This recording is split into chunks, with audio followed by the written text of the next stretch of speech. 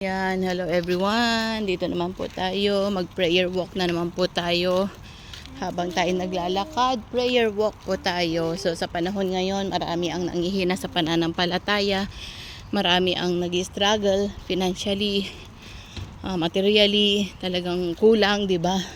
Lahat tayo dumadaan, mga depression, mga daming iniisip.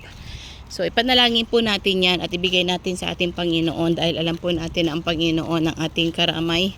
Alam po natin na mahaba ang kamay ng Panginoon para tayo ay sustentuhan sa lahat ng mga bagay na ating pangangailangan.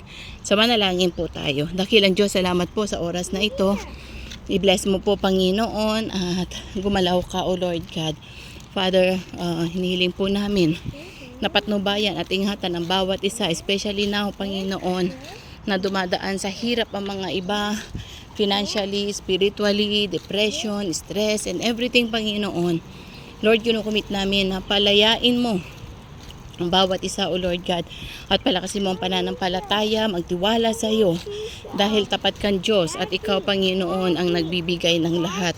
Lord, salamat at patuloy na ikaw ang mag-bless sa kanila. O Lord God, i-comfort mo sila, bless mo sila, bigyan mo ng hanap buhay, bigyan mo ng income, bigyan mo, Panginoon, ng pangangailangan at hindi magkulang sa lahat ng bagay. Especially, Panginoon, yung mga may sakit sa oras na ito, pagalingin mo, mga bata, matanda, Panginoon, at gumalaw ka, provide all their needs. At ganoon din po yung mga naghahanap ng trabaho na makasumpong ng mga trabaho, Panginoon.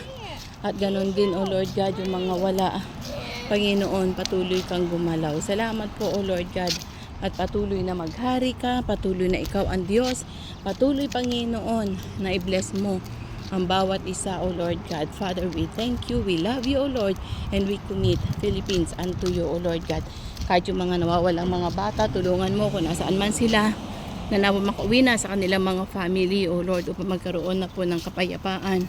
Bless mo ang Pilipinas, Luzon, Visayas, Mindanao, ang needs at pangangailangan ng aming bansang Pilipinas. Salamat po, Panginoon. At salamat sa lahat ng ginagawa mo at pagpapala mo. Ito amin nihiling sa matabi sa pangalan ni Jesus. Amen. Amen. So muli po, shalom, shalom, and God bless you all. Bye for now.